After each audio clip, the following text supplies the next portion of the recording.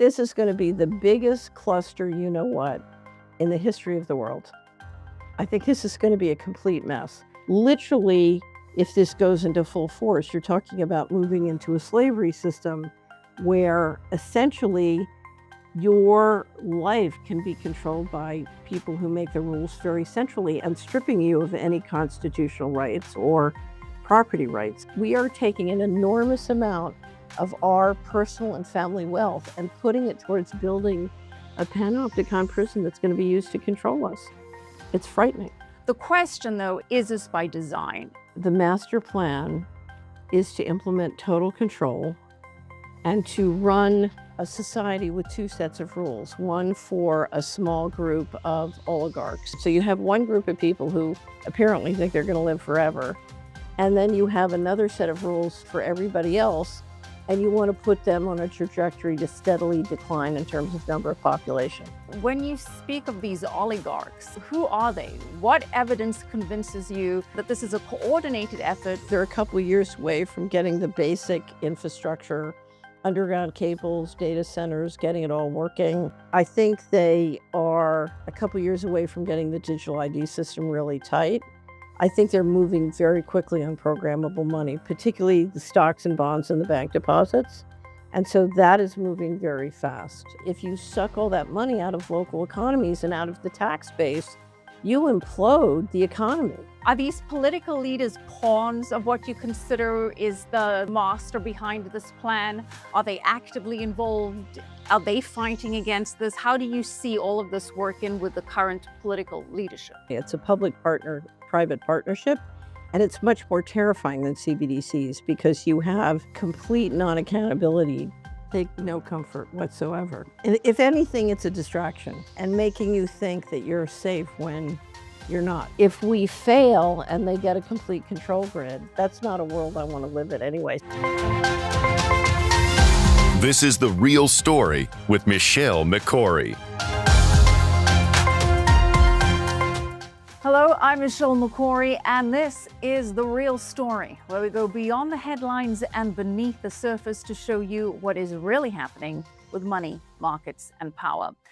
And my next guest has spent decades examining the very intersection of money, power, and government, pulling back the curtain on the forces shaping our financial system.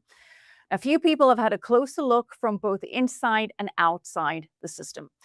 Catherine Austin Fitts was Assistant Secretary at the U.S. Department of Housing and Urban Development under George W. Bush. She was also asked to, but declined to take a position as a Fed governor. She's also a former managing director and member of the board at Dillon Read & Co., one of Wall Street's historic investment banks.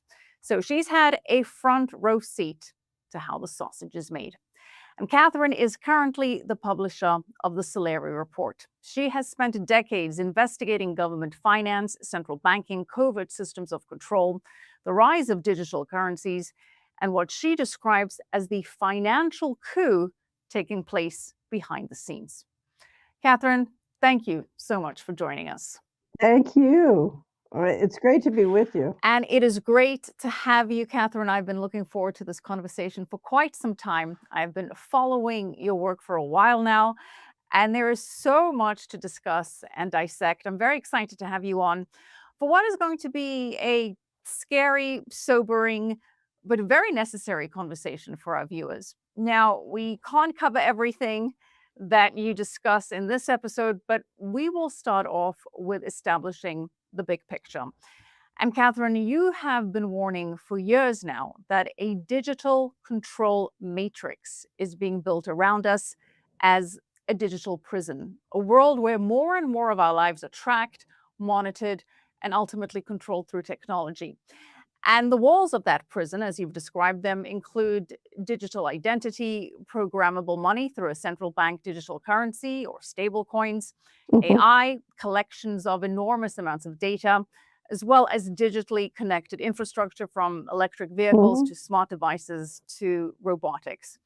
Now, again, none of these things sound threatening on their own, not at all. In fact, they sound like progress, convenient, efficient. They do make our lives easier and better and faster in many ways. But your concern is that while each piece is sold to us as progress, Together, they're building something much bigger, a system that can lead to ultimate Orwellian control. So before we break down the specific elements here, the specific walls, if you will, of the digital matrix, let's start off with the big picture for us. What exactly is the digital matrix that you see being built around us, and why should it concern us? So the important thing to understand this is essentially this is being built by the central bankers and the people who own and operate the central banks in the Western world. And the way to understand it at the highest level is to appreciate that once the Federal Reserve went into place in 1913, we created a balance of power between the banks running monetary policy and the people's elected representatives running fiscal policy and the executive branch enforcing. So you had this balance of power between the people's representatives and the central banks.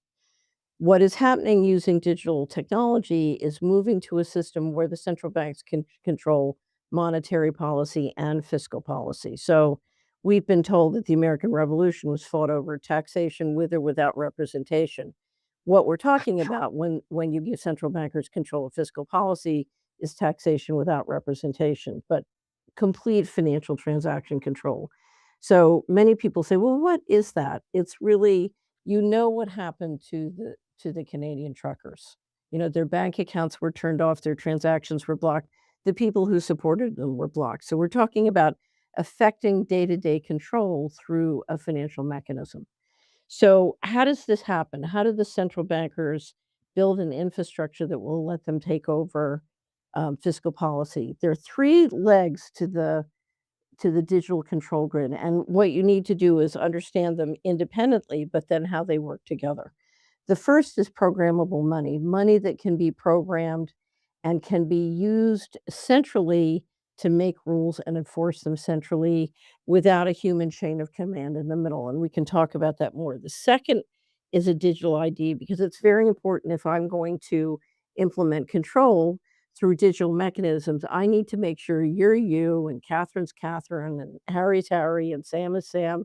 So you need a very high quality digital identification system, which is interoperable globally.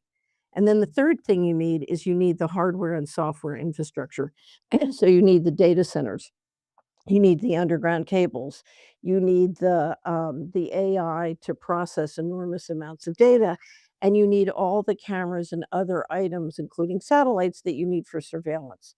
So essentially, you're creating a system that can do surveillance. I can track where you're going and what you're doing and how you're using and spending your money and your time and your resources.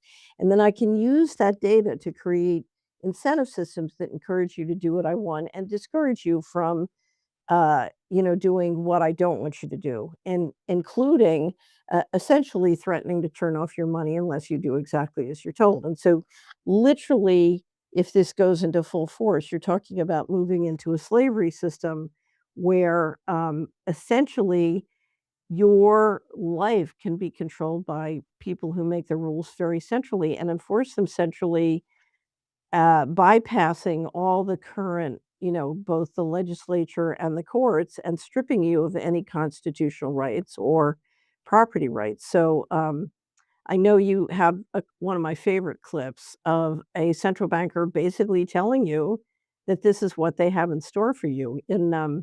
In 2020, I was watching an IMF panel with the co-host of the show we do called Money and Markets on the Solari Report. And you have to understand, I was raised to be a central banker. So I was asked to join the Fed as a governor. I was raised to be a central banker. And one of the things you're taught in that world is you never speak plain English. You never, you talk pretzel talk, around here. And when it's all over, the audience is like scratching their head and saying, I never understood economics. But you never bluntly tell the truth of what you're doing or what you're planning to do. And so I was watching this panel at the IMF that was online because of the pandemic in October 2020. And Augustine Carsons, who was head of at that time of general manager of the Bank of International Settlements, which is the central bank of central bank. The 63 most powerful central banks are members of the BIS, basically explains what they intend to do And it was the first time in my life I had ever seen a central banker tell the truth, and I fell off my chair, and I said to John, "Oh my god, we have to clip that," and he said, "I've already done it. We've got it." And here it is. So perhaps you could play it. Yeah, we'll play that. For example, in cash, we don't know, for example, who's using a $100 bill today. We don't know who is using a 1,000 peso bill today. A key difference with the CBDC is that central bank will have absolute control on the rules and regulations that will determine the use of that expression of central bank liability. And also, we will have the technology to enforce that. Well, Catherine, that sounds pretty terrifying. And they say when somebody tells you who they are, you should believe them. So Right. there he is, laying it straight out there. So we're talking about a system where every transaction can be tracked, every movement can be monitored, every purchase can be analyzed, denied, or not allowed to go through. Access to money, services, mobility, all increasingly depending on digital systems. And it all links back to, I think, the central pillar, which is the money, the CBDCs. Right. So, now what they're doing is they're not going to use CBDCs in the United States. What they're planning on doing is coming out with stable coins and digital tokens that are programmable in the same way. It's a public partner private partnership, and it's much more terrifying than CBDCs because you have complete non-accountability. If you remember the Twitter government model on censorship, Twitter's saying we're a private company, we're not a Mm. government, we're not held to that standard, and the government's telling them what to do, but from behind the scenes, but the government says it's not us, they're a private company that can do whatever they want.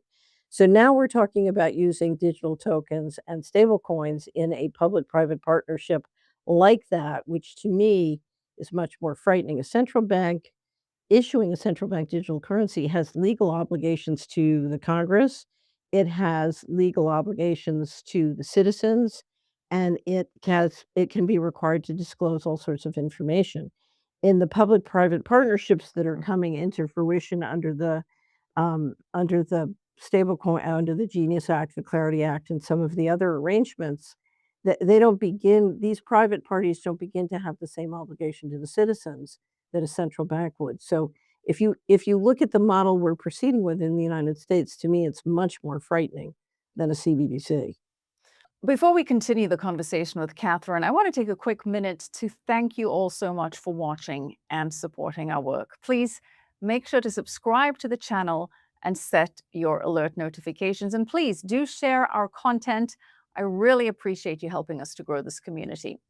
Also, if you would like to learn more about precious metals and get a customized precious metal strategy that best suits you and your needs, you can reach the expert team of brokers at info@milesfranklin.com. Also, check out the website, milesfranklin.com. Now back to the conversation with Catherine Austin Fitz. Okay, well, you were one of the first to sound the alarm on CBDC central bank digital currencies, which for our viewers are government issued, controllable, programmable, trackable money. Europe is moving ahead with a launch date for 2030. I believe over 146 countries have them in development. But let's focus on the US for now. Well, the status of a CBDC in the US is a bit unclear. There's some legislation expected to pass Congress that includes a provision that would block the Fed from issuing a CBDC, a retail digital dollar, but that's only until December 31st of 2030 anyway, so it's temporary. And it's tucked into a housing bill that hasn't passed yet, but Republicans were pushing to get that included. We had President Trump issue an executive order banning a CBDC just days after taking office. But again, before we get into the legislative details of the likelihood of this passing and not passing, you're saying we shouldn't take much comfort in anti-CBDC legislation anyway, because stable coins are the real issue here. Take no comfort whatsoever. And if anything, it's a distraction and making you think that you're safe when you're not. First of all, the Fed cannot do a CBDC without authorizing legislation. So you can pass all the laws you want saying that they can't do a CBDC. They can't do a CBDC unless they get affirmative authorizing legislation, which they're not going to get in this environment. It's certainly not now. So that's number one. But number two, it's important to understand CBDC is a currency. So let's step back and talk about what is programmable money, because I want to make sure everybody understands what we mean by this. So let's say you and I do a deal with cash, and that's what I call a two-lock transaction. This is from a wonderful Substack called Escape Key, where he described it as a two-lock transaction. You have cash, you want to buy something, I have. We both agree, but we both have a lock, which means we both can veto the transaction. The transaction won't go through unless we both, permit our lock to work. Okay, that's a two-lock transaction. So a three-lock transaction is where you and I are transacting, but there's a third party who gets the ability to lock the transaction. So, for example, we've had know your customer rules, we've had money laundering rules, we've had sanctions, and increasingly banks are running software that checks what this transaction is, where it comes from, where it goes, and can intercede and put a lock. So, the Canadian truckers, that was a lock by the financial institutions. The government requested they freeze accounts, block transactions, and some, but not all of the banks, as my understanding, did that. But I describe that as a manual third lock, because the the affecting of the blocking or the freezing or the seizing or the burning required a human to receive documents, review documents, make sure they were in compliance with the law, and then affect the transaction. Okay. So when you are doing a manual third lock, Michelle, in the United States, we have thousands of banks. So if you want to put a manual lock that applies to all of those thousands of banks, that's a huge amount of work. You have to send documents, you have to satisfy their general counsel's office, you have to get them to agree, you have to get them to implement. They can make mistakes. It's cumbersome, it's bulky, and it's difficult to do, and so you can only use that manual lock so much, okay? Because it's very cumbersome. Now, what is being developed and what Karsten's is referring to in that video that we just watched is what I call an automated third lock. They are looking for the software to scan the transactions, to be connected through agents and AI to your surveillance. So if I say, okay, under your health plan, you shouldn't be able to eat pizza, and I discover you eating pizza, your money won't work buying pizza. But if you do get pizza, then I can penalize you by charging a fee or freezing your money. There could be any amount of things.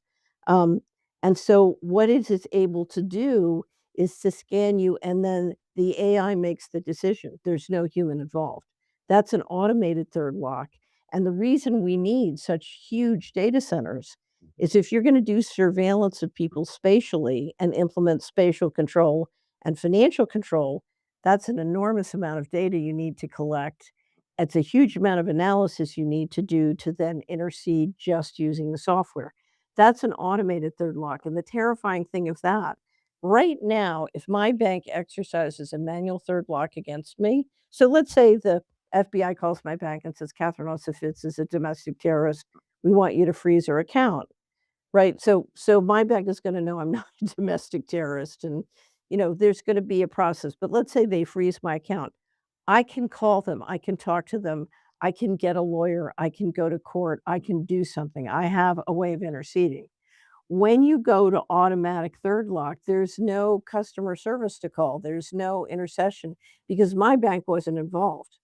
That enforcement of that rule, that scanning, that algorithm, that comes from central headquarters. As Mr. Carson said, we can enforce the rules. We have the technology to enforce the rules. And an automated third lock is frightening, and it's frightening for the reasons you can imagine. So you have a video of Cash Carey, the president of the Minneapolis Federal Reserve Bank, talking about why we shouldn't do something like this. Now, he's describing CBDC, but it applies to programmed stablecoin and digital tokens as well. So let's take a look at that. I keep asking anybody at the Fed or outside of the Fed to explain to me what problem this is solving. I can send anybody in this room $5 with Venmo right now. Right? No, seriously. So what is it that a CBDC could do that Venmo can't do? And all I get is a bunch of hand waving. I get a bunch, well, maybe it's better for financial inclusion. Maybe it's better for cross-border remittances. Maybe. Is there any evidence that it is? And they say, well, what about China? China's doing it. Well, I can see why China would do it. If they want to monitor every one of your transactions, you could do that with the central bank digital currency. You can't do that with Venmo. If you want to impose negative interest rates, you could do that with the central bank digital currency. You can't do that with Venmo. And if you want to directly tax customer accounts, you could do that with the central bank digital currency. You can't do that with Venmo. So I get why China would be interested. Why would the American people be for that? Well, it's a little comforting that we do have some pushback from some members of our leadership. But before we get into that, I mean, he mentioned China, and I think China is a perfect example because it was the People's Bank of China that initiated this idea with the digital yuan and then linked it into a social credit system and linked it into surveillance infrastructure. So we're seeing a dystopian reality play out in China. And I think if we give some more concrete examples, Catherine, I think that's very useful to crystallize that for the viewers. Like, for example, we've have this whole the carbon reduction narrative, the ESG thing, which is thankfully sort of toned down a bit under this administration. But the idea is that if you've exceeded your carbon output, then your money doesn't work to buy a plane ticket. Or if you've exceeded your carbon output, then you're not allowed to buy meat and you're forced to use lab-grown meat only. It only works to allow or not allow certain transactions. And not only that, it becomes an incentive and a disincentive for people to act. People become so scared that they will be locked out of the system and have no recourse for action that it just prevents them from doing things. And then, of course, there's the whole idea of political dissent. You don't want to say anything that could get you knocked out of the system. And we saw things like that happening in the United Kingdom where people were kicked out of the traditional banking system, like, Nigel Farage, for example. All of this becomes just so much easier with a programmable central bank digital currency, which again, around the world, they're working on it, but we'll bring it back to the United States because we do have this language that's working towards a CBDC ban. But let's go back to the reality because you're saying... So here's the reality. Right now, you have several implementations happening at the same time. The banks are moving to put their bank deposits on distributed ledger. And once you get, as soon as you move anything on a distributed ledger, it gives you the ability to make it programmable, okay? And that programming can be good or bad, so it doesn't have to be bad. It could be, you could do all sorts of things with smart contracts that businesses would love to do. So programmable money inherently is not necessarily bad. It's the question of how it gets used. So the banks are moving to put bank deposits on. We know under the Genius Act, stablecoin issuers will start certainly at the beginning of 2027 to do distributed ledger currency, aka as stablecoins. But also DTC, which oversees the archiving of the records for $114 trillion of stocks and bonds, is now has a pilot underway and is moving to put the trading of stocks and bonds on distributed ledger. So we have bank deposits, we have the stable coins, we have digital assets, in the form of stocks and bonds.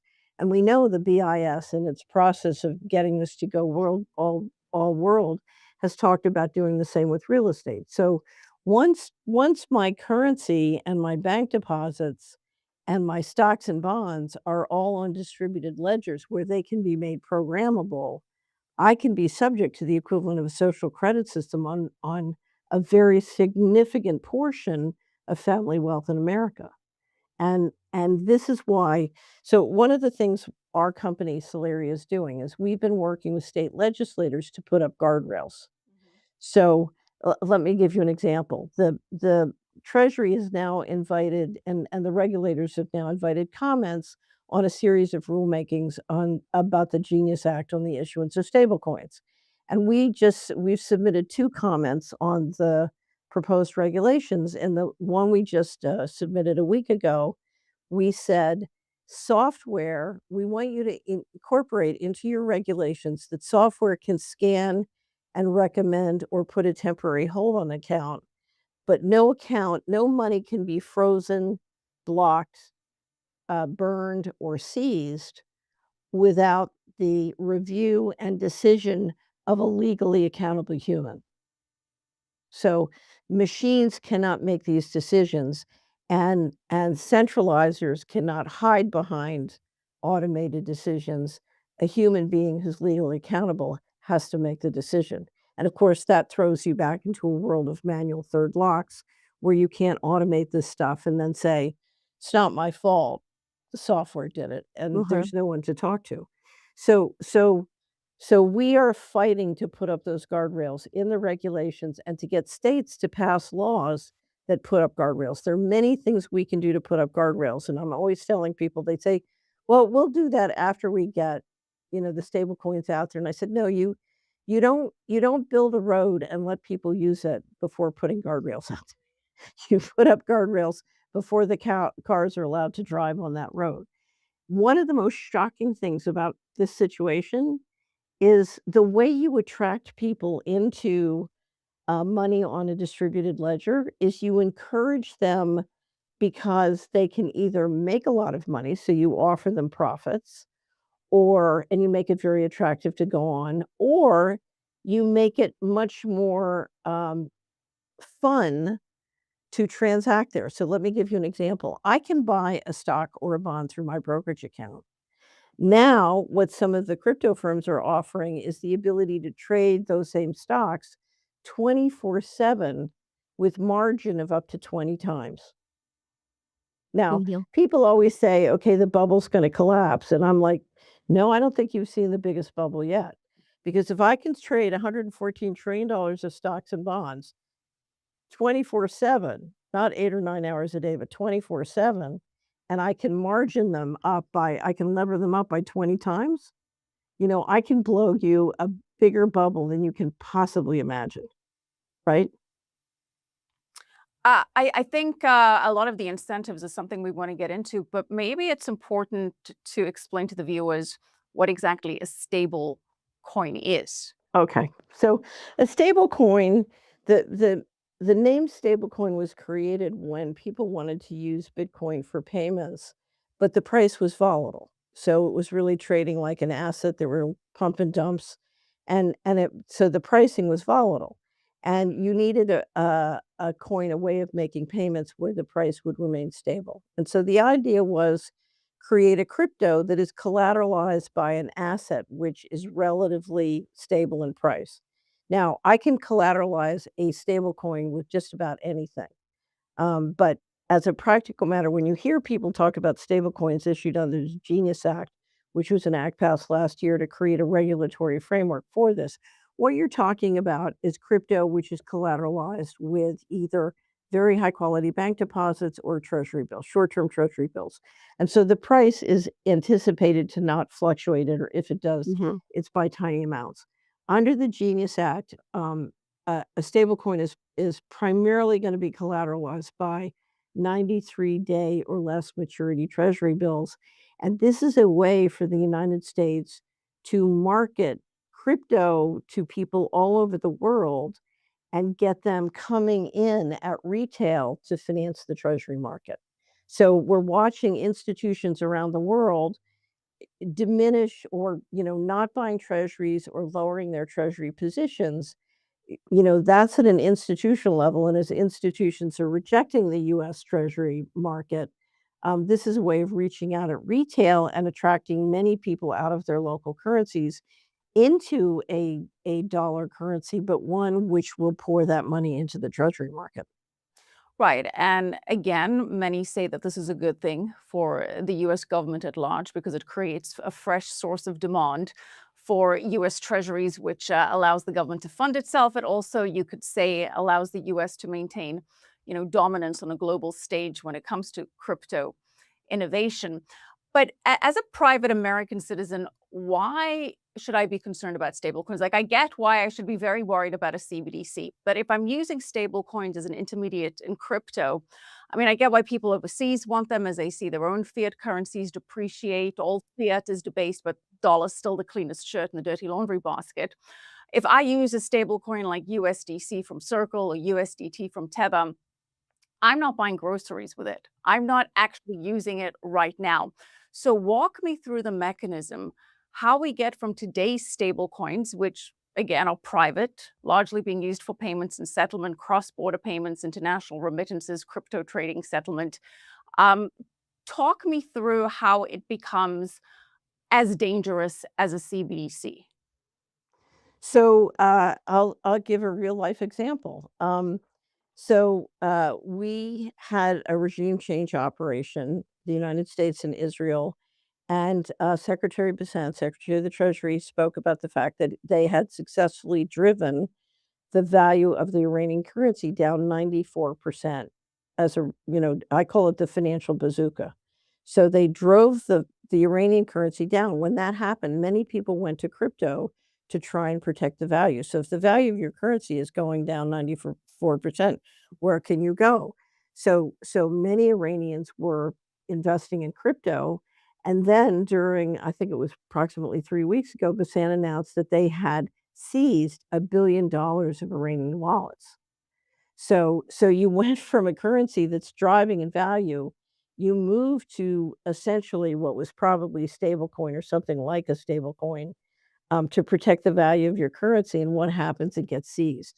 Because in essence, it's programmable money, it's on a distributed ledger, it's digital, and it's easy. If they had gone to gold, the gold would still be in their pockets, right? Right, but an American, right? And I get that it's a very sort of narrow-minded perspective here, but as an American, I'm not being forced to use stable coins, at least not at this point. Right, You're saying I shouldn't take any comfort in the fact that may or may not be a temporary ban. Again, whether this legislation goes through is legit is a whole right, other right. conversation. But let's just say, okay, we can maybe breathe a sigh of relief on a CBDC at least until 2030. As a private citizen, how am I going to be forced to use So stable coins? that's Why is it more that's an dangerous? excellent question. If you look at model legislation, our model legislation says you cannot require, and so this is within a state, you cannot require somebody to use programmable money. You have to give them a non-programmable money alternative. It's one of the most important reasons to keep cash alive. So you can't force somebody into a programmable money system. And the other thing it says is you can't use programmable money. You can't sneak into the terms and conditions something that essentially destroys their constitutional rights. So that the innovation in programmable money can be limited to things that free people choose because they want to use it. And that's what you want to do. You want people to be free to use programmable money, but you want to make sure it can't be used in ways that squeeze them, trap them, or limit what they ultimately limit their ability to use their own money. But these are guardrails that you're trying to put in place. They're not in Right. place at the moment. Right. And, we talk about cash, and I think that's a very big distinction to make here because if I hold cash today, I can spend it privately. I can do what I want with it. Nobody's really tracking it. Cash is king. We are seeing that it's declining in terms of use. I think cash payments accounted for just 14% of consumer payments in 2024 in the United States. I don't have the latest data. The latest we have is from 2024. And you know what is terrifying to me, Catherine, is that starting next year, the European Union will begin enforcing rules that effectively ban cash transactions over 10,000 euros across the Right. bloc. Now, Right. they say that this is designed to combat money laundering, financial crime, whatever. But this is reducing financial privacy. It's increasing oversight of how people spend their money. I mean, EU member states will actually have the power to impose even lower cash limits. 10,000 euro is just the starting point. So beginning in 2027, you cannot pay for cash when doing a transaction over 10,000 euro by law in the European Union. And the EU is pushing aggressively for a CBDC by 2030. So again, I get that I'm focused on the US, but also focused on the European Union. Right. And maybe that's sort of the first area where we can see this really playing out. Explain what that would look like if you have a CBDC by 2030, and cash transactions effectively outlawed over 10,000 at So, least. so here's what it would look like if you're in an all digital system, and whether it's stable coins and digital tokens or CBD, it's all the same programmable thing. Let's watch when the Brit card debate was happening in the UK, somebody made a video showing what it would be like to walk around and live in the world you're describing. So let's take a look at the Britcoin video and it'll give you a feel. This is a restricted access for Brit card holders only. I don't have a smartphone. I didn't register for the Brit card. I'm sorry. Stop right there. You do not have a Brit card. You are under arrest. You don't have a Brit card? Then I'm afraid we can't offer you treatment. Another large wine, please. Sorry, hun, your Brit card says you've exceeded your alcohol quota for this week. You what? You don't have a Brit card? Then I'm afraid you're fired. I'm afraid your Brit card says you have exceeded your carbon footprint for this month and you will not be permitted to purchase any more fuel. I'm sorry, sir. According to your Brit card, you've reached your flight quota and surpassed the government's emissions target. I can't let you on this flight. It looks like you're trying to check out logic, but I'm afraid that book has been withdrawn. I'm just trying to get home.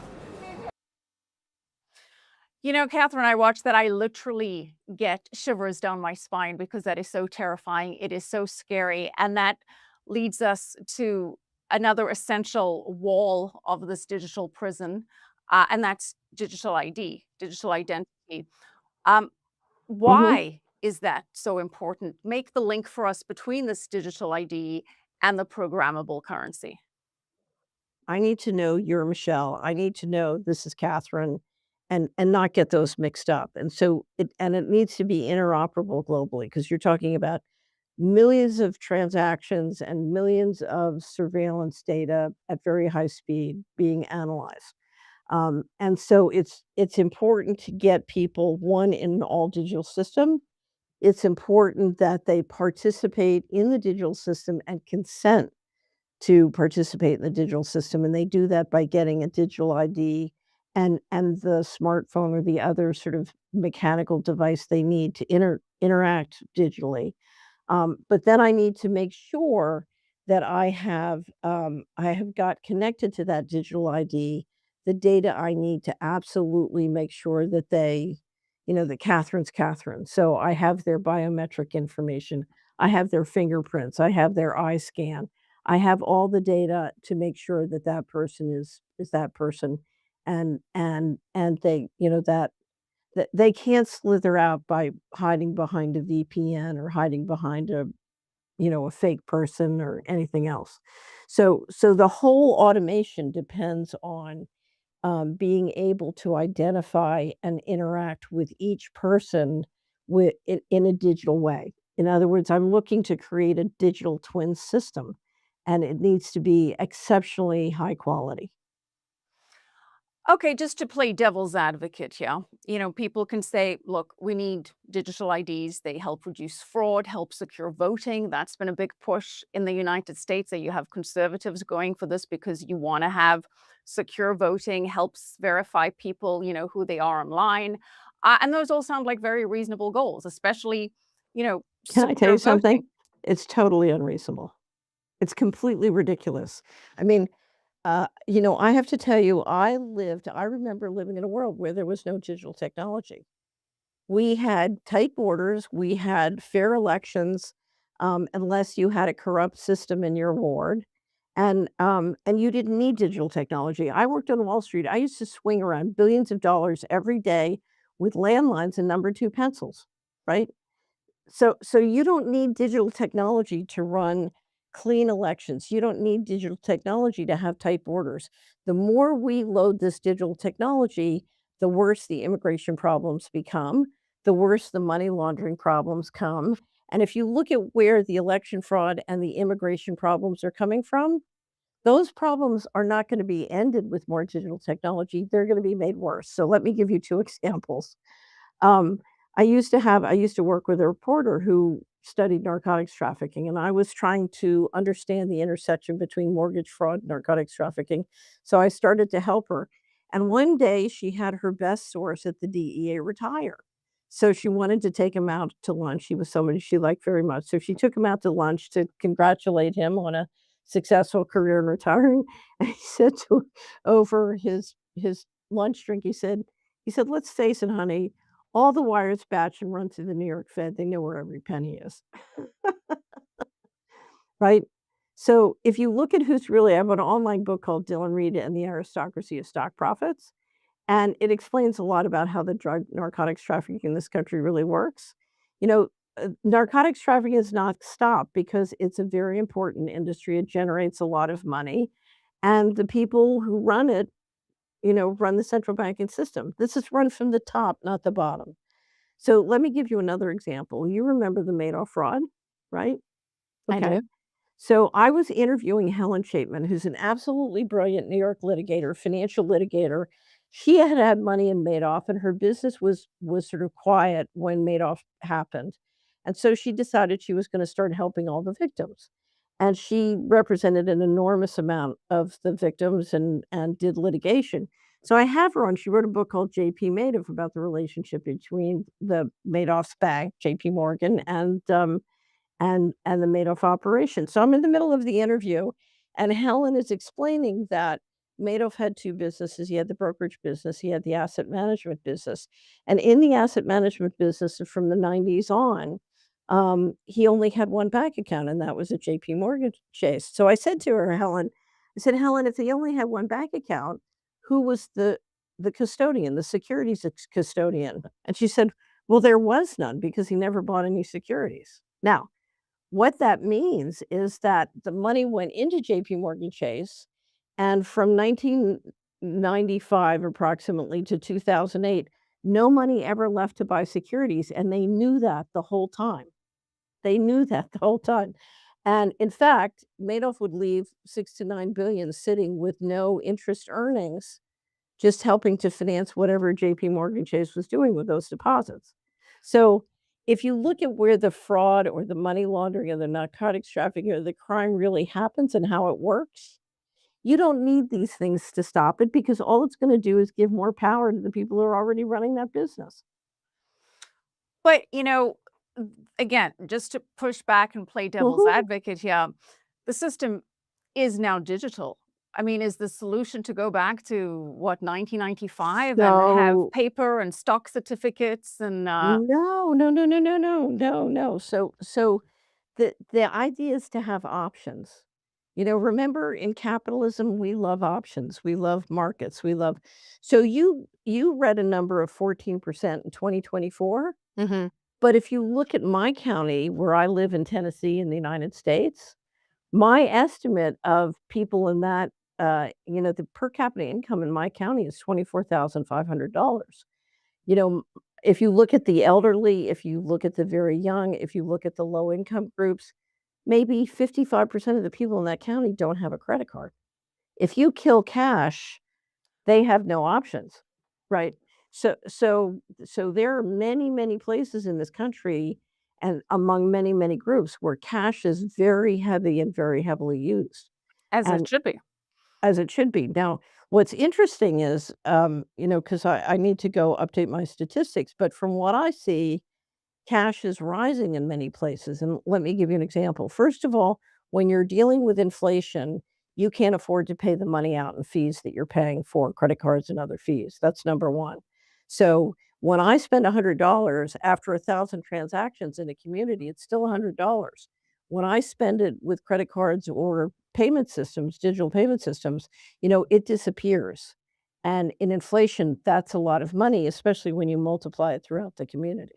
Okay, so number two, one of the things we've seen around the world is when we have natural disasters, if they don't have cash, there's real trouble. So in New Zealand, the head of the central bank stood up when the cyclones came through and he said, thank heavens we had cash. Wow. If we hadn't had cash, we'd have been in trouble. And after the floods in Western North Carolina and Eastern Tennessee, the Scandinavian central banks, 2 of them, and they've been the leader. They have been the leader in ending cash, announced, it was a terrible mistake to get rid of cash because we cannot trust that electricity will always work. And that's what we've seen in natural disaster after natural disaster. And you're starting to see people realize, we can't count on electricity, so we need to have cash.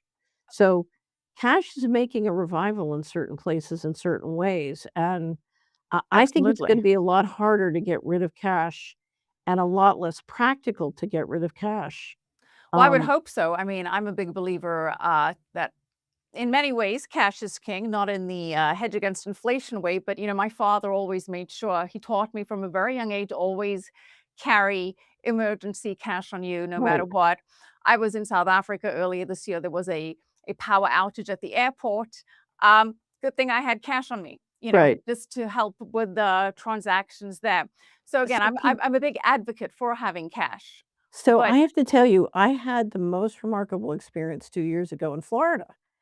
And, I was at a dinner, and there was an entrepreneur there, saying why we should go to an all digital system and digital IDs were great and, it was very efficient and all this kind of stuff.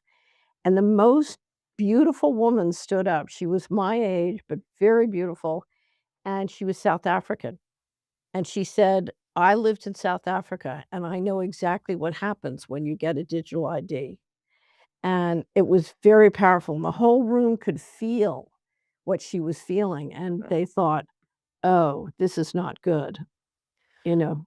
look, it's not good, and that's why we have you here to make people aware of this and to make them aware of the digital matrix that's being woven around them. And so I want to, move a little beyond the money side, and let's and the digital ID, and let's bring it into data and the physical infrastructure, the surveillance infrastructure, the robotics, the electric vehicles.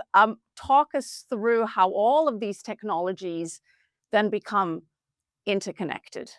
So if I'm gonna do 24/7 surveillance on you in your car, in your home, in your, transactions, that's a lot of data, 24/7 collection, and the spatial data in particular, a bunch of it, like the flock cameras, is video.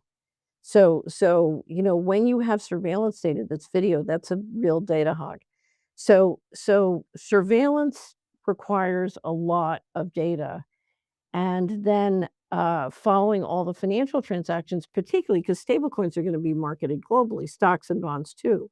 So now we're not just talking about data for 325 million Americans, we're talking about data from all over the world for as many people as can be reached with those systems, because that's what they're gonna try and market to.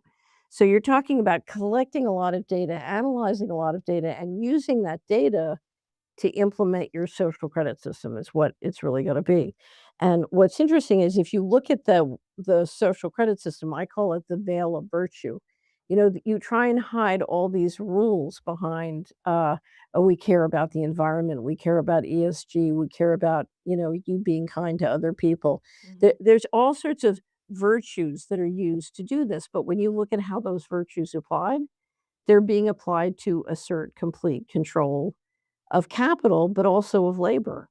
And we're in a central banking reset that happens every 80 to 120 years. And one of the things that's always happened in history, from what I can tell, is you assert control of labor, you assert control of capital, and you assert control of travel. And it's those controls that allow you to massively centralize ownership and control of a society. And if you want to take society in a new direction, that's where you amass the fortune that can do it. And this comes upon a period when, in my opinion, there has been a financial coup.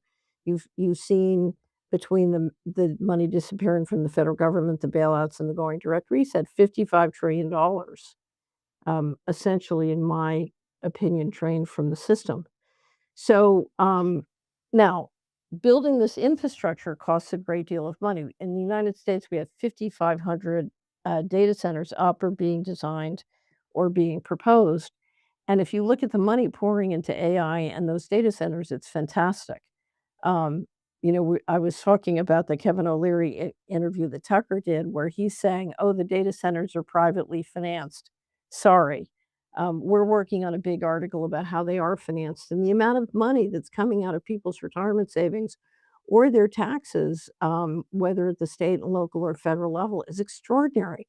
We are taking an enormous amount of our personal and family wealth and putting it towards building a panopticon prison that's gonna be used to control us. It's frightening. Before we continue my conversation with Catherine Austin Fitz, a quick thank you to my partners at Miles Franklin, one of the most respected and trusted names in precious metals for nearly 4 decades.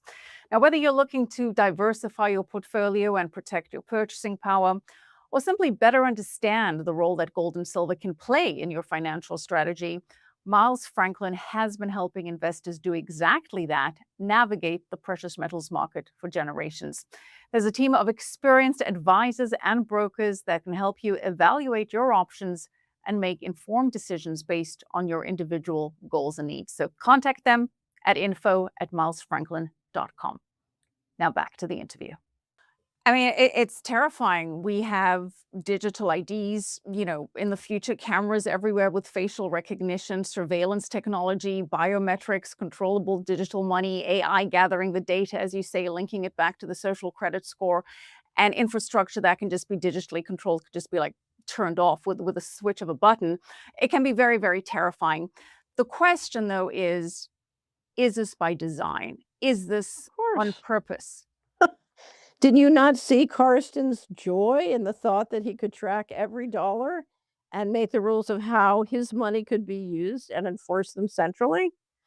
But is this a master plan? You did say at the beginning of the interview that this is that central bankers are behind this. So Right. elaborate on who you do think So is behind this. I'll tell you what I experienced in the '90s, and I described this in my online book, the one I just referred to, Dylan Reed and the Aristocracy of Stock Profits. Um, in the '90s, I remember many people, in the leadership of the financial system saying, "Democracy doesn't work. There's no constituency for financial responsibility, and there's no way we can get this system to manage fiscal policy on an accountable basis." And it's when they made that decision that then the money started disappearing from the federal government. I was, meeting with the top pension funds, or a group of the top pension fund leaders in the country, in the spring of 1997, and I was presenting my plan for how we could re-engineer federal investment in communities to lower the deficit and dramatically improve wealth in America, and but bottom up. And one of the president of the largest pension fund in the country looked at me and he said, "You don't understand, it's too late." I said, "What do you mean it's too late?" And he said, "They've given up on the country. They're moving all the money out starting in the fall." And I thought he meant that we're reallocating the equity in the pension funds to invest in the emerging markets. It never occurred to me that he meant what I now think he meant, which is it was that fall, the beginning of fiscal 1998, that large amounts of money started disappearing from both DoD and HUD. And we know by 2015 that number was 21 trillion. What we don't know is how much it is after that, because during the first Trump administration, Trump and Congress, White House, executive branch, and both sides, the House, the Senate, Democrat and Republican, all agreed to adopt a policy called FASB 56, which basically converts the federal government financials to secret. They can take a portion out and they don't tell you what it is or why they took it out. So when you look at the financials, you don't know what's in and what's out. And it not only applies to the 24 covered agencies, it applies to another 150 governmental entities. And through, I believe, through the classification laws and national security laws, it applies to all the large companies and banks doing business in a material way with the federal government, which means when you look at the large cap stock market or the bond market in America, representing bonds from large cap companies, you have no idea what it means. So, but is the master plan, though, a digital prison? I mean, I get that we can't really count on government to be transparent and trustworthy when it comes to managing finances, but is the idea really to build this digital matrix? So I think the master plan is to implement total control and to run a society with two sets of rules, one for a small group of oligarchs. So I don't know if you ever saw the interview after Jared Kushner left the first Trump administration. He gave an interview and he said, given what's happening in biotech, I'm going to be the first generation to live forever, the last generation not to live forever. I just had one of our subscribers have dinner with Steve Wolfram, and Wolfram was saying it doesn't matter that we do the digital control grid because if you look at what AI can do with biotech, we can live forever. So so now, if you can't let 8 billion people live forever because you're gonna have an environmental problem. So you have one group of people who apparently think they're gonna live forever, and then you have another set of rules for everybody else, and you wanna put them on a trajectory to steadily decline in terms of number of population. So I think you're looking at a very long-term plan to reduce the population and create a two-class society where you have the oligarchs and then everybody else, and the oligarchs are free of having to manage everybody else, one, because they have complete control, but they can turn it over to AI and let the AI do it. And then when things go wrong, they can just blame the AI. It wasn't me, it was the AI. Well, a Malthusian society and that vision, I believe, is something that, has been pushed by the likes of Bill Gates, who's buying up all the farmland in the United Mhm. States. And again, just to play devil's advocate here, when you speak of these oligarchs, like who are they? What evidence convinces you, that this is a coordinated effort rather than the natural 'Cause evolution I of used to tech and live financial systems? I used to live and work with it. So, you know, I lived in that world, and I watched them become more and more alienated Who from the is general. them? Who is them? So it's the people who run the financial system. At any given time, it's 100 to 1,000 people who run the different key spots in the banks, the insurance companies, the central bank, and the treasury. And if you look at, and that system is very much done by consensus through all these different groups and meetings and everything else. It's very organic um, but I saw them reach a wide consensus that you couldn't trust the average person to behave in a responsible way, and so you had to assert more central control and essentially by giving people lots of consumer attention and choice, move them out of having any political say whatsoever.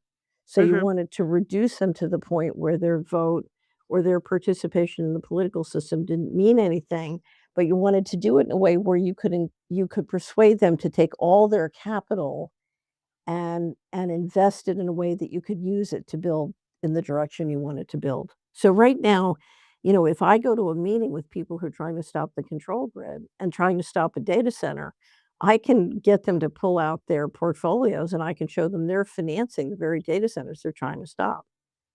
So, and I always tell the story, I'm gonna tell it again. I was in a boardroom with a group of very high-powered people in Washington. There was a protest going down Pennsylvania Avenue, and the one of the congressmen said to me, he said, "Let's face it, sweetie, as long as they have a Citibank credit card in their back pocket, what do I care if they walk up and down?"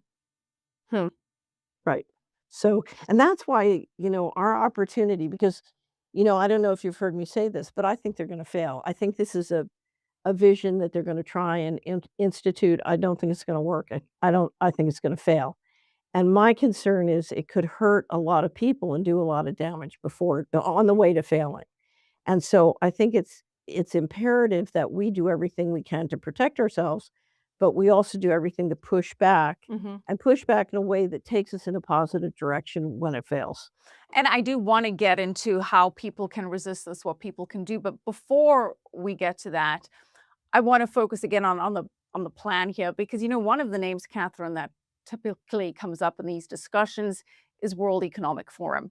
Right. People hear phrases like the Great Reset that the World Economic Forum set out very clearly. They hear discussions about, stakeholder capitalism, digital identity, digital currencies, increasingly centralized system.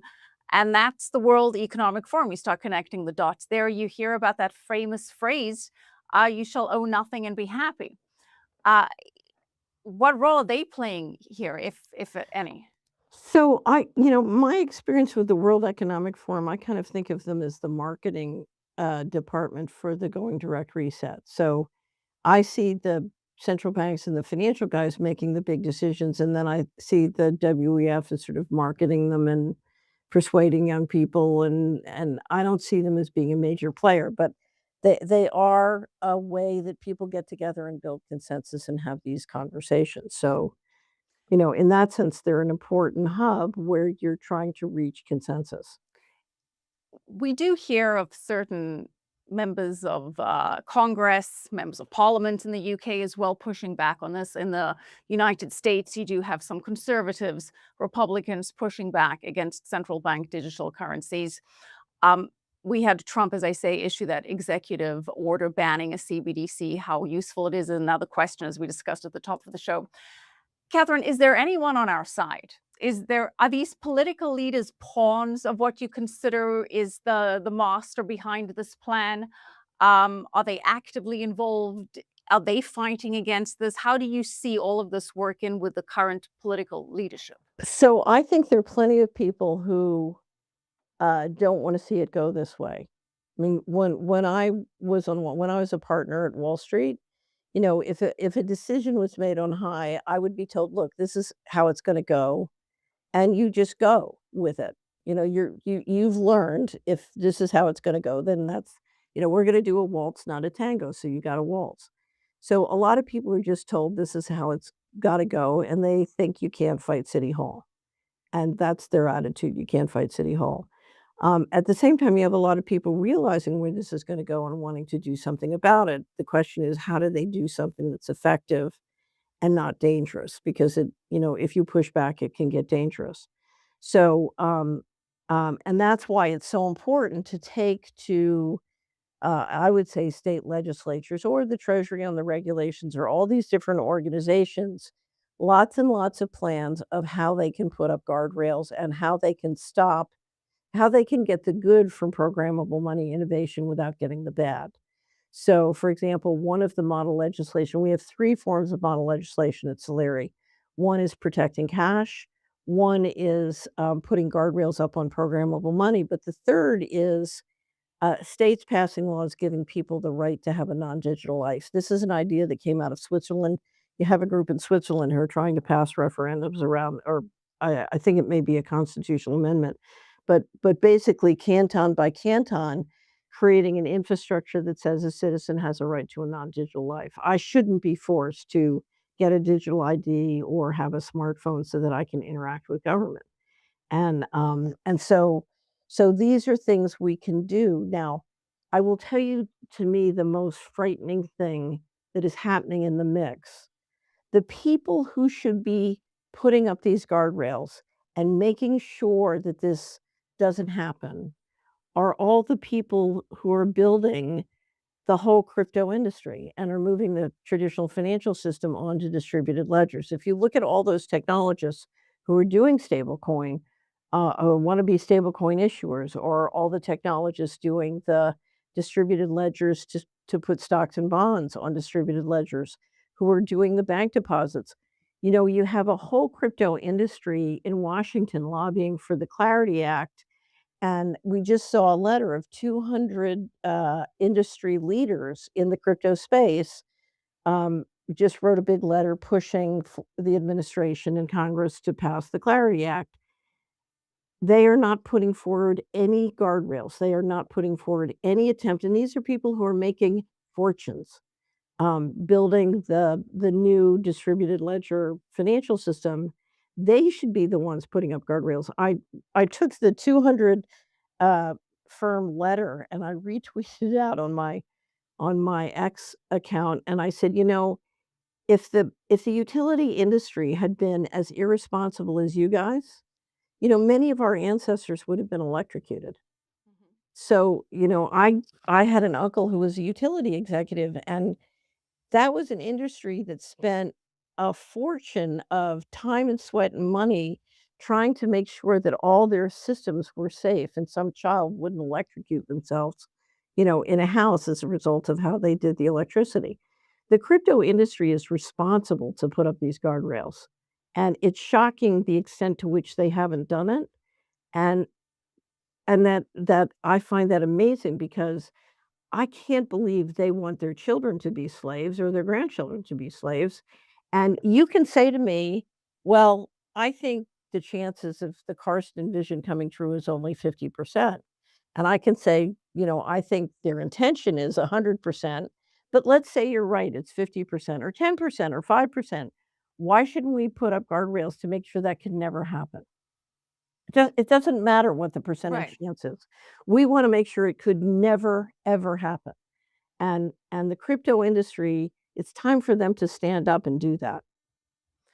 Well, the Clarity Act is getting some pushback from the financial industry, but for other reasons, because it threatens to eat into their controlling power and interest. So, I don't think that's it, it's terrifying. I have to tell you 2 of the most terrifying moments that have happened this year is me agreeing with Jamie Dimon and saying he's absolutely right. It's just terror. It's like, "Oh god, what's happened in the world that I'm agreeing with Jamie Dimon?" Um, if you wanna grow a local economy without inflation, if you wanna get powerful growth without inflation, you wanna create as many banks and credit unions as possible. The more good banks and credit unions you have, the more you can grow without inflation because you have somebody creating money out of thin air that is doing the underwriting to make sure it's a sensible investment. And Richard Warner has done 2 amazing studies and plenty of other work that we published at Solari on why banks generate growth without inflation. Now, if you come out with the kind of systems that they're talking about doing under the Genius Act, as well as some of them under Clarity Act, you're talking about a giant sucking sound out of local economies and into the treasury market. And if all the capital on the planet goes into the treasury market and none of it is available for local businesses or enterprise, you're going to collapse the economy. It's not going to be AI that collapses the economy. It's going to be the giant sucking sound of that money into the federal treasury where it can be used and manipulated by a corrupt system in ways that are thoroughly unproductive. That's well, what is going to destroy the economy. you mentioned AI destroying the economy, and that is a big theme right now. Many believe that AI will dramatically increase productivity. Many others say that it could eliminate millions of jobs. And if AI does begin displacing workers on a large scale, that's where governments can step in with universal basic income, with UBI. And typically, you need a good crisis in order to enact some change. I mean, we'll go back to COVID in a minute because I know you said that that was the beginning of the reset here. But before we do that, do you see UBI becoming the mechanism that brings people willingly into this digital financial system? It, Because it go ahead. It could, yeah, so it could be one way. What we've seen a general Sovietization of the US economy. More money goes into the treasury market. The treasury market then puts out money that makes people and companies dependent on the federal government. And you end up with a Soviet economy where 50% or more of a local economy is coming directly or indirectly from federal government checks. And this is very, very bad for productivity. And I know that people say AI is going to put a lot of people out of work, but right now, I don't see AI putting a lot of people out of work. I see it putting some people out of work. I see it creating a lot more work for other people. What I putting people out of work is this Soviet process where you get more and more control from central control and more people dependent on the federal wheel. Now, if you look at who's dependent on the federal wheel, it's a huge part of the economy already. Universal basic income will just extend that even more. And the problem with universal basic income is you will have people on the federal dole who just their skills evaporate. Hmm. So, and then they become a real dependency on the economy. And I think if you look at the system, some people in the system would say, "Look, it's cheaper to have them." I had one guy said when he was first telling me about universal basic income in 1998, he said, "It's much cheaper to pay them $600 a month to sit around and watch TV than to have to deal with them in the workplace." Well, I mean, there are many, many, many flaws to universal basic income, but I think what I was trying to get at is the way of distributing UBI, whatever the reason, be it AI taking away jobs or just this Russian economy expanding, is the UBI aspect the way to force people into the digital currency? You want your benefits? Sure. Download this digital wallet, download the CBDC program or stablecoin program or whatever it is, and that's how you're going to get paid your benefits. And then that's how that money is controlled when more and more people are forced to use it unwillingly. And then they go into a store, and if a store wants to take their business, they have to accept the digital UBI, and so it spreads. Right. So it's just like getting a horse in a stall. If the horse won't come in the stall, you pull out a carrot, you bring it in the stall. And if you look at whether it's the profits on Bitcoin or universal basic income, you're talking about holding out a carrot, a financial carrot to many, many people to get them into your programmable money. And it's Right. not even financial, it's convenience. I mean, 20 years ago, if someone had told me that I would pay for and voluntarily carry a device that tracks my location everywhere, stores my most personal communications, monitors my purchases, what things I'm interested in, knows more about me than most of my family members do, I mean, I would have said, "That's crazy, I won't do that." Like, many people would have found that completely dystopian, but instead, I'm signing up willingly because the benefits of having the cell phone are just so compelling, and now to go a But day without my cell phone is so challenging, and a week is practically impossible. So well, is but that how freedom is typically surrendered, Catherine? if you send me a mailing address, I will send you one of our Faraday bags. So you can carry it with you, but they can't track you unless you take it out and turn it on. But Okay? the question is more, is freedom typically surrendered not through force, but through convenience, through dependency, through efficiency? Is that how they get us? So here's the thing, they get us in 1,000 different ways, that's one of them, but it's far from the only one. So they get us with honey traps and making it attractive. They get us with convenience. They get us with social prestige and thinking it's fashionable to have a nice sophisticated phone. It's on and on and on. One of the things that they get us on the most is what if you talk to kids about why they spend so much time on the screens, you know what they say? They say, Interaction? I wanna be with my friends." Exactly. "I wanna be with my friends, and you won't let me be with my friends outside without your supervision, so I go on the screen." So if you wanna get your kids off the screen, find a way that they can be outside with their friends without you having to, supervise them like helicopter parents. But we want connection and communication, and one of the things that these surveillance devices do is between calling and texting, the amount you can connect with people, there's wonderful and fabulous connectivity. So and what they've done is they've said, "Okay, we'll let you connect as long as we can surveil you while you're connecting." I mean, sure, there's tremendous benefits and merit to technology and progress. And I guess to your point, it's the guardrails that we need to put in place to enjoy the benefits of all of this, but Right. not let it suck us into a system where we give up our freedom. And Catherine, I want to bring it back to COVID because when we think back about that, it just seems insane to me what we put up with as freedom-loving Americans.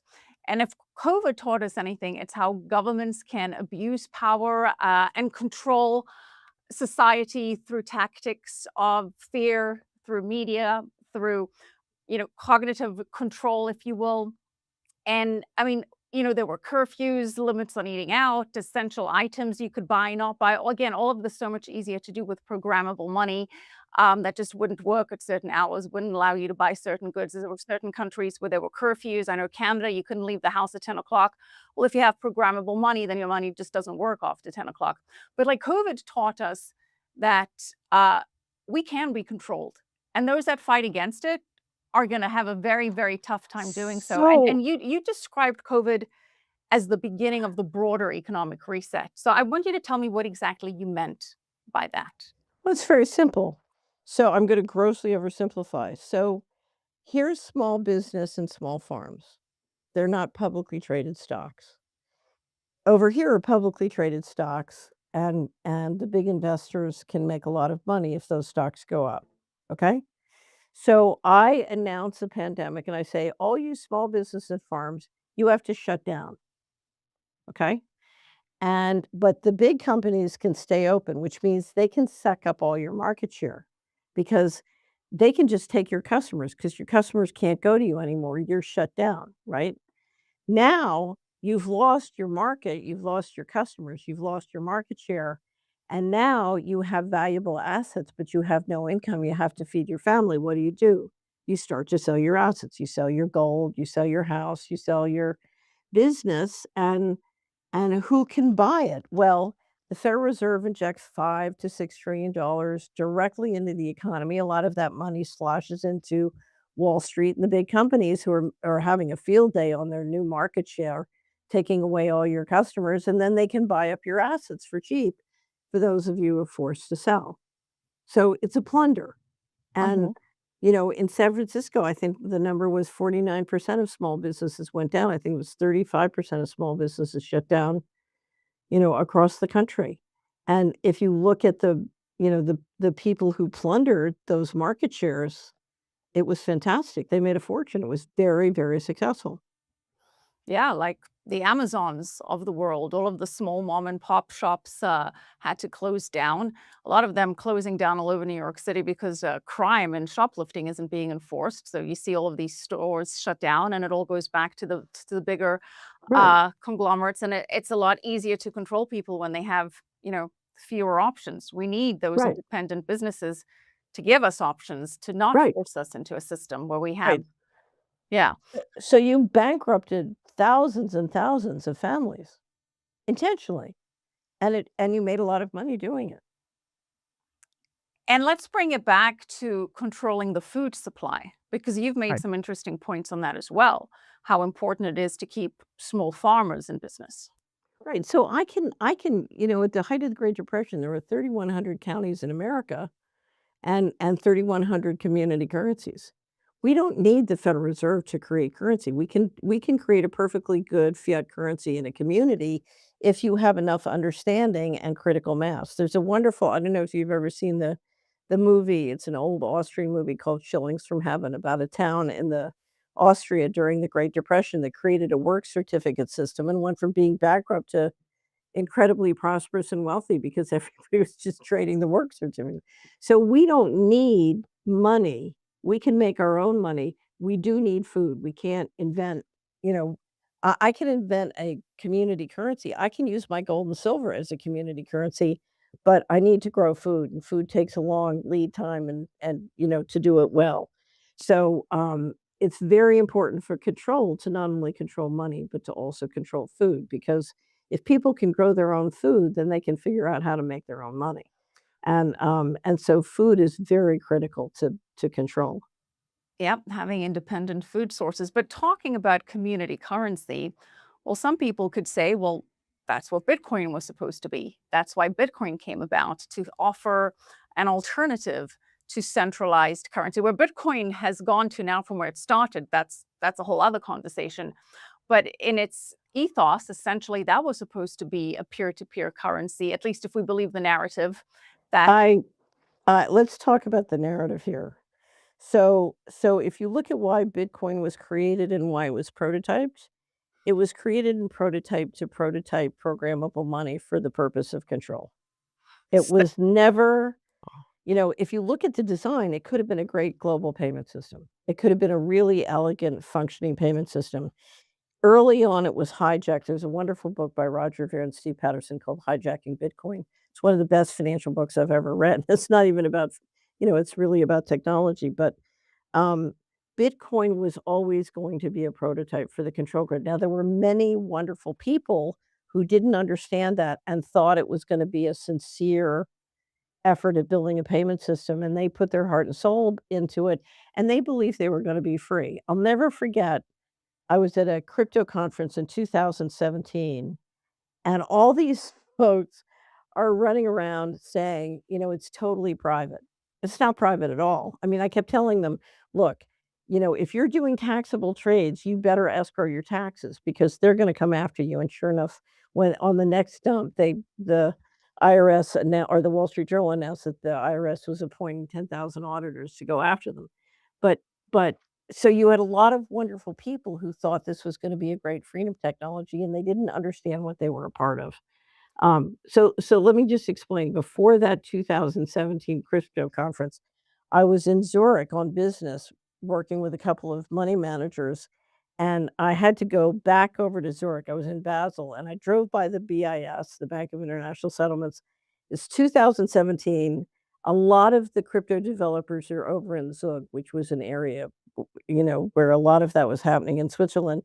I go into the Swiss railway to buy a ticket on Swiss Railway, and I bring the thing up, and it offers me the opportunity to not only buy my, railway ticket in Bitcoin, but to top up my wallet. And I'm, like, I'm just, like, 1,000 yards from the BIS. And you realize this is not a grassroots phenomena here, Hmm. right? This So you believe that Bitcoin is a Trojan horse to get people to accept digital money? Is that what you No, believe? I believed it was a prototype. And it was a prototype that was used in a variety of ways, and one of the ways it was used was basically to pump and dump and bring people in who would prototype. I think they used a lot of the people who built Bitcoin rails and Bitcoin companies to help them figure out how to do the distributed ledger technology and how to apply it to different financial products. So here's the thing, and it's very typical of the guys who run the financial system. When you wanna get something like programmable money prototyped, you can't go hire, the top 1,000 software developers because they don't wanna work for you, and they certainly don't wanna build a control system, right? So, what you wanna do is you wanna put out prototypes where they embrace it because they think they're gonna be free and it's gonna do all these wonderful things, and then they run around and develop it, and it's a way of testing and trying things.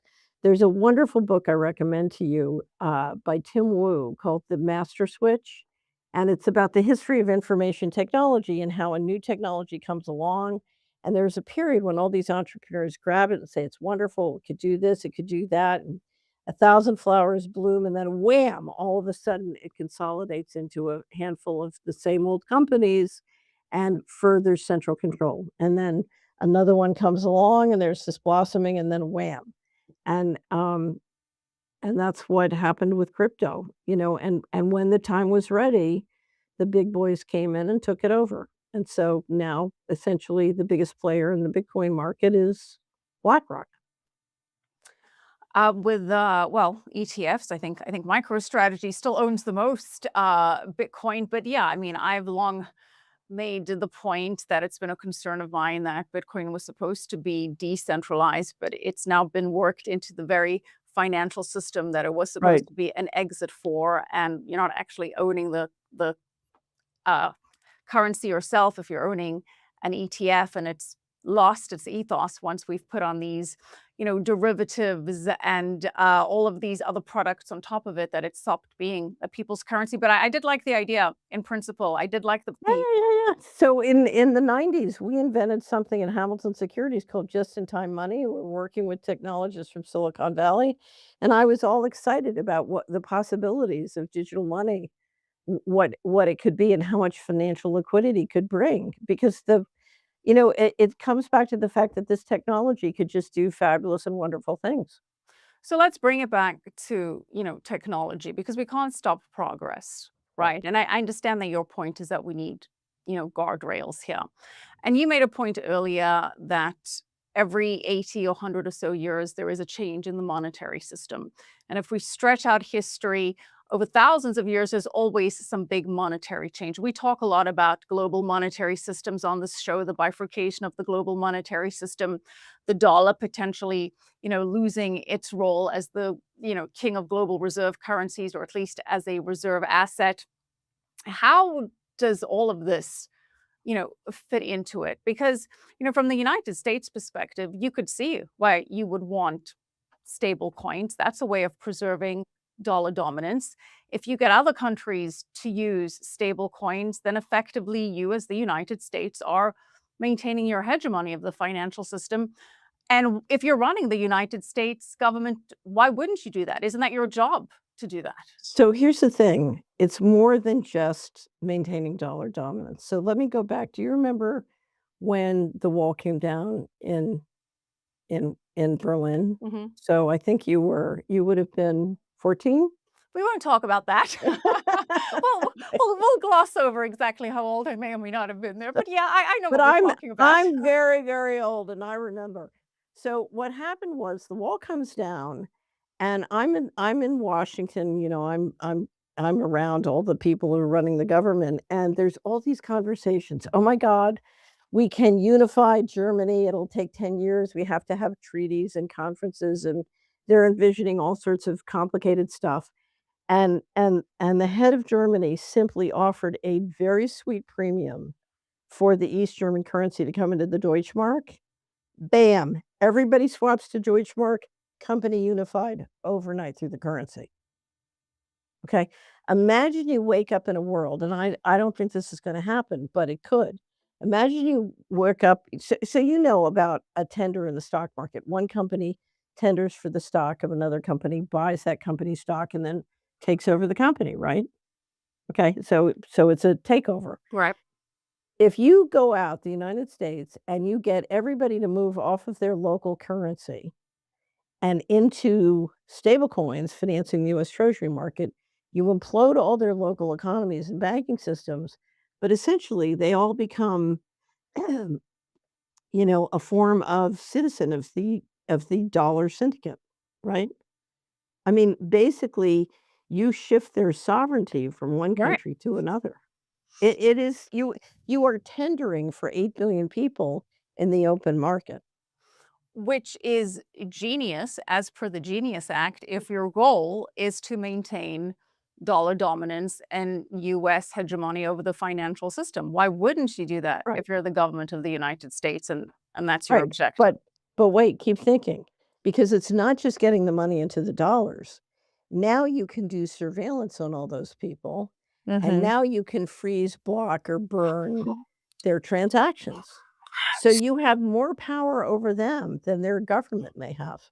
So then wouldn't we get pushback from the likes of China and even the European Union and other countries Right. that wouldn't want this because not only do they lose power over their own citizens potentially, but also lose dominance in the global Right. monetary So system? we're gonna see countries trying to block our internet access or our payment, our mobile payment systems, and we're gonna see countries, around the world outlaw, you can't use a US stablecoin, things like that. So the war is on, but countries are now gonna have to compete one by one for their citizens to use their currency. So how do you see this in the next 10 years? Oh, 5 So years or whatever I'm timeline you trying think. so there's an expression we used to always use on Wall Street. I won't use the exact expression. It's called a cluster, you know what. I think this is gonna be the biggest cluster, you know what, in the history of the world. I think this is gonna be a complete mess. I just spent 44 hours flying to Amsterdam in a flight setup that should have been 20 hours. Planes were breaking down, and the problem in that system was that everybody was rebooked and their luggage was rebooked by automatic programming, and the automatic programming wasn't working. And you had a group of humans, both the ground crews, the flight crews, and the customers trying to deal with a technocratic automatic programming software that had gone mad and was not making any sense. And, and so a great deal of time was wasted. People were very frustrated, on and on and on. That's just for air flight travel. When you take everybody's financial transactions and you throw them into a system that is that is freezing, blocking, manipulating, and there's no one to call, there's no customer support, there's no human intercession, I just can't imagine the mess you're gonna make. I think this is gonna be the greatest cluster, you know what, in the history of the world. So, So should we take comfort in that, that it's just gonna blow itself up or I take a great deal of comfort in that. So, but I don't underestimate the damage that it could do. in the meantime. And I would hate to see, this is something where a great deal of family wealth could just be stolen or taken or inflated away. And I don't look forward to that whatsoever. So I get that when it is implemented, it can lead to the greatest cluster, FUCK, well, keep it clean. Um, but we still need, well, not we, they still need to get this implemented, right? So, I where are we in the process today? What so developments are so, you watching? so I think, they're a couple years away from getting the basic infrastructure, underground cables, data centers, getting it all working. I think they are a couple years away from getting the digital ID system really tight. I think they're moving very quickly on programmable money, particularly the stocks and bonds and the bank deposits.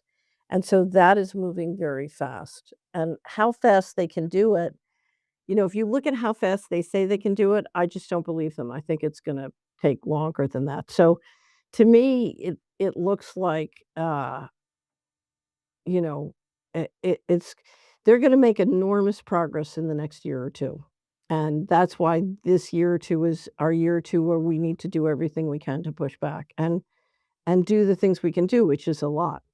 Well, before we get into what we can do, are there specific milestones that you're watching that would make you say, wow, we're moving much faster than I expected? I think the banks announcing that they're gonna put bank deposits on the distributed ledger, and they just announced that a week or 2 ago. That is frightening because it takes away potentially takes away one of the most valuable alternatives to money on a distributed ledger. The ACH system, the bank deposit system, checks, that's an alternative to program that's non-programmable money. Yes, it can be surveilled, but it's only got a manual third lock. It's not an automated lock system. And if the banks move everything onto an automated lock, that is really scary. Now, the fact that the stocks and bonds are doing it at the same time as the banks means everything's moving to a distributed ledger. Everything can be made programmable on a distributed Mhm. ledger and can be misused, in these various ways. So we've just seen a dramatic shift in the last 2 months, Right. but the Clarity Act is still not passed. So how fast can they go? It depends on how much pain they're willing to deliver. They can go very fast. And of course, you're talking about tokenization of real world assets, tokenization of everything from, equities to homes to pieces of land. That's a trend that's moving.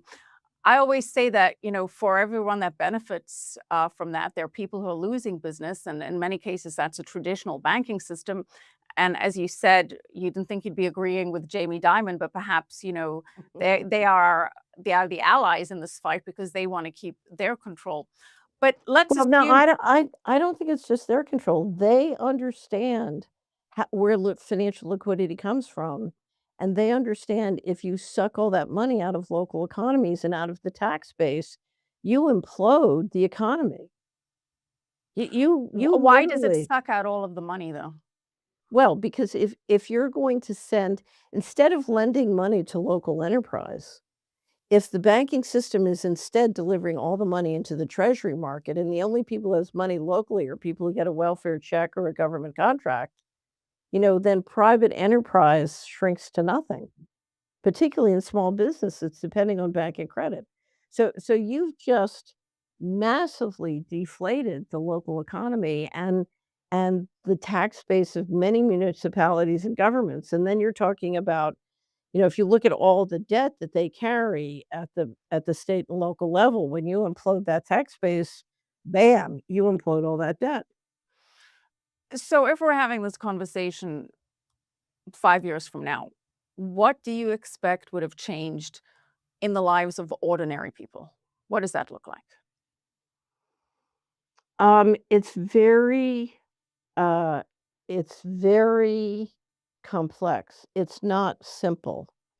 And different people have different baskets of situations. So, but I think you are going to see generally across the board uh, a much lower quality of life and lower life expectancy in the general population, and significantly less family wealth. I think a lot of it could be inflated away. Now, the corollary to that is we are now seeing rolling out technology which could dramatically improve all sorts of productivity and material well-being, but I have a hard time seeing the current leadership allow that to trickle down to the general population. So, I think we're looking at a lower life expectancy, lower, net worth, and lower freedom of movement and speech and life. So now the question is, can 5 to 10% of us lead a pushback that will be effective? And if we do, then it's going to be a very, very different picture. And that's the picture where the new technology can be a huge blessing. So I think it's an age-old question. It's a spiritual war. Is it going to be ruled by divine intelligence or demonic? And that's going to be decided one person and one home at a time. So let's unpack that. Let's focus on that pushback. What is that pushback? So that pushback is using cash. That pushback is keeping analog alive. That pushback is changing the laws or instituting laws so that people have a right to a non-digital life. That pushback is putting into guardrails on programmable money. And that pushback is doing everything we can in our life to stop building the prison and stop financing the prison, and instead shifting our money to finance and build the world we want to live in. So Americans are pouring their retirement savings into building these data centers, and I think they don't even realize it. Well, they're doing that because for many, they're seeing their purchasing power decline holding dollars. So they're doing that as a way to create wealth, to increase their ability to survive or thrive, rather. So let's look at some practical solutions here because, most people watching are not going to give up their smartphones. I'm not suggesting that you're saying that they should, but they're not abandoning modern life. Right. What can ordinary people do? They're not going to stop using credit cards. Maybe they'll use cash a little bit more here and there, but a lot of stores do not even accept cash. That's a whole other conversation. But if You need to some- come to Hickory Valley, Tennessee. Everybody accepts cash. Well, you got to have a population flood there in Tennessee, but there's so many stores where they say we do not accept cash. So if someone does want to preserve their freedom, their sovereignty, their privacy, their optionality, what can they practically do now? Where can they start? So what you want to do is you want to do all the actions you can take, but you want to take them in a way that empowers you. So what we can do, I showed you this book, and you can go to the Solari Report. You'll have the link up. It's free. You can download the PDF. You can print it out. It's called Coming Clean. And it's a buffet of ideas of what you can do to change your life in a way that will give you more power and protection in this circumstance, and sort of get the bad guys out of your wallet, get them out of your head. Get you taking the actions that protect your health, that protect your food, that protect your money, and do it in a way that makes you healthier and richer.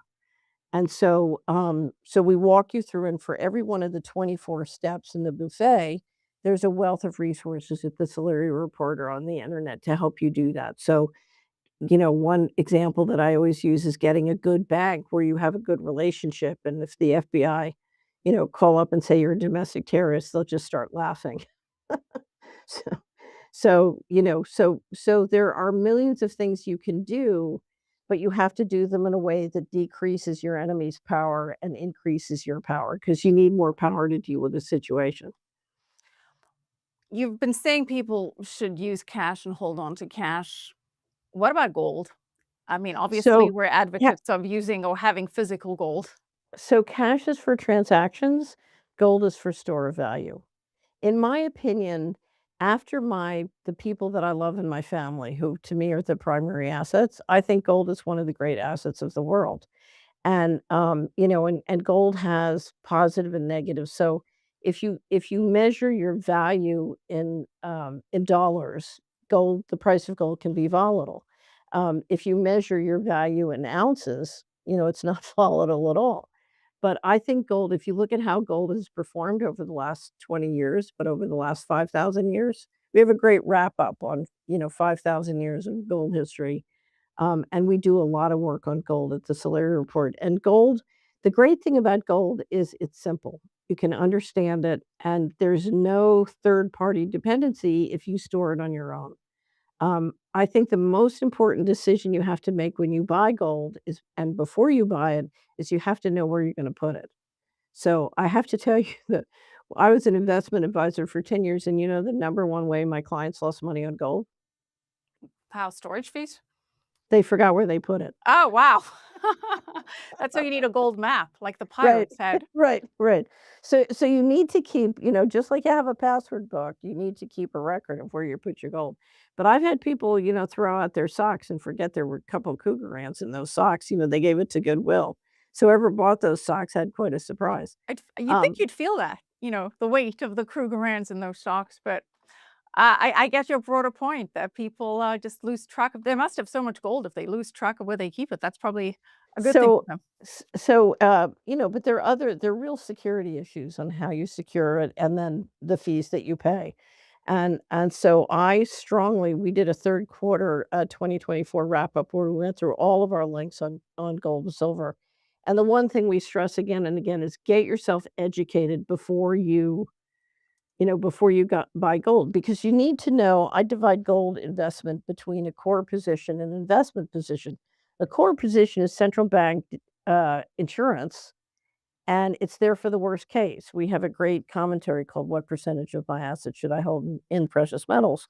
And your core, everybody should have a core position. If you don't have one, you need to get it as soon as you understand where you're going to keep it. It's an insurance policy. It's not an investment.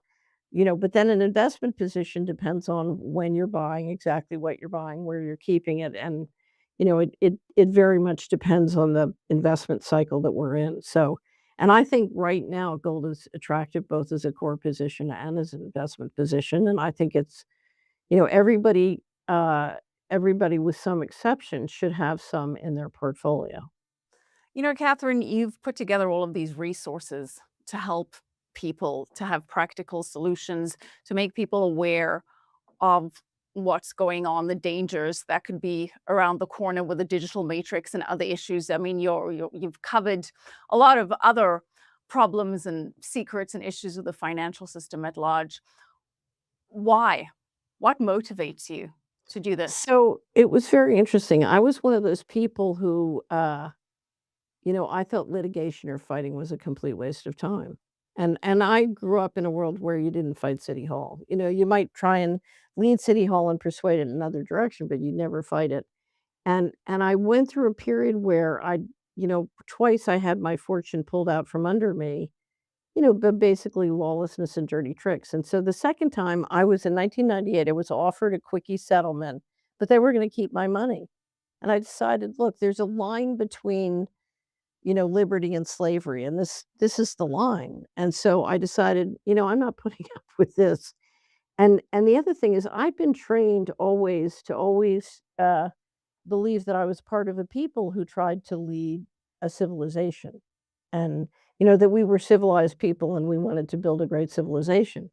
And I'll never forget realizing in 1998 what their plan was. And I said, this is going to fail. And I want no part of it. I don't want to be around. I don't want to be responsible. So I'm going to go out in the wilderness and see if I can find some other people who want to come up with a better plan, because this plan's going to fail. And what I've had to do since then is watch the United States, steadily decline as a culture, as a financial system, as a country. And it's horrible for me, but I'm working with people all over the world who are trying to do something about it, and build a world where if we make money, we can keep it. I mean, I think that's what you do at Miles Franklin. You try and help people keep the money and preserve the money that they've made. And in a sense, I'm doing the same thing. The problem is I can't be free unless everybody is. And the problem we have is we have a secret governance system that is wreaking havoc with the monetary, policies, and now want to wreak havoc with fiscal policies. and I've just decided to do something about it, and I can't think of anything I'd rather do. What am I gonna do? Build another fortune so they can steal it again? You know, that's the tragedy. I'm watching all these people in the crypto space building these fortunes knowing that it can be stolen from them just like that. They're building the train tracks to steal all the money they're making. Why would you do that? You know? There's a great scene in it's Godfather 2, I think, where the Godfather is explaining why he went into crime, and he said he didn't wanna be he just didn't wanna be a patsy on the string, some expression like that. Mhm. Yeah, so Well, Catherine, we are all very grateful for your time and for your work and for your research and for your insight. What would you say is your final warning as we wrap up here? And more importantly, your final message of hope? So my warning is that never underestimate the power of what you can do if you try. If 5 to 10% of us really do what we can to lead towards a much more human civilization, anything's possible. And if we fail and they get a complete control grid, that's not a world I want to live in anyway. So you know, I never worry about that world. I use 100% of my concentration to try and build something worth living in. And it's all I can tell you is it's a great way to live. And the people I associate with, I just had a colleague from Iceland who traveled around America with me. He came and drove me 5,000 miles. It was wonderful. And I said to him, "Why are you doing this?" And he said, "Because everywhere I go with you, I meet the most fabulous people." So I'm sure you do. I'm sure Miles Franklin's just has unbelievable, wonderful customers, and you see it. So the world is full of wonderful people, and when you get into cahoots with them to do, to go to lead to a place where you wanna live, it's a good life. So I recommend it. Don't sit around and think it's hopeless. Don't say, "This is where they're gonna go, and so I'm just gonna go with them." It's not a world you want your children or grandchildren to be part of. And I know you give some very specific ways to do that in the Solari Report. So as we wrap up here, Catherine, where can people learn more about your work? Solari.com, we have, I would suggest you start with Coming Clean. It's free. Anybody can download. You can take it down to Kinko's, make 100 copies, whatever you want. But we'd love to have you as a subscriber, and that's basically who we work for. We work for our subscribers, and we believe our job is to help you navigate this environment and be successful in this environment. No matter how terrible things are, people always find a way to be successful, and I believe it's possible, even in the midst of this, to be successful. So, Well, Catherine, thank you very much. Thank you for fighting the good fight. Thank you for helping others do it. And thank you for spending so much time with us here today. I really appreciate it. Thank you. thank you. Have a wonderful day. Thank you. And as always, thank you for watching. Thank you for spending your time with us. We know your time is valuable, and we really appreciate you choosing to spend it here. So please subscribe and help us grow this community, and go ahead and leave us your comments. We definitely do read them. We love hearing from you. And thanks to all of those who submitted guest suggestions. We are working on that. Please do suggest more. Let us know also if there are any topics you would like us to explore. As always, feel free to praise, whine, or just opine. And if you would like to learn more about building a precious metal strategy, you can reach out to info@milesfranklin.com. There's a team of specialized advisors and brokers that can guide you. If you mention my name, I'll even give you an extra special deal. Also, check out the website, milesfranklin.com. There is also a weekly newsletter that you don't want to miss. It has previews, specials. It also has some exclusive macro insights. There is a link in the description to sign up for it, and it's also on the website, milesfranklin.com. So thank you again for watching. We will see you soon. Until then, stay sovereign. This is The Real Story with Michelle Makori.